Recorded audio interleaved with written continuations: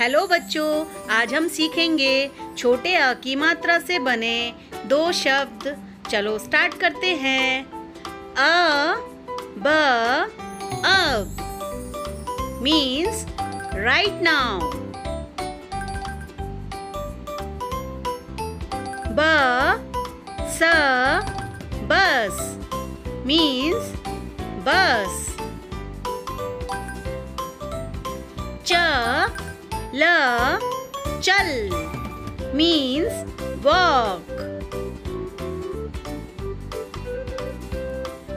न ल नल means tap।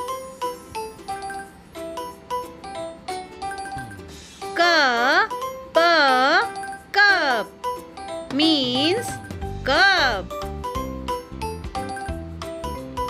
ट ब tub means tub।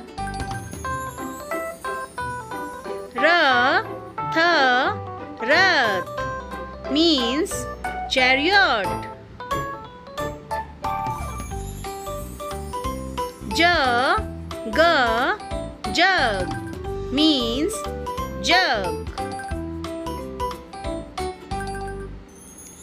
स र sir means head।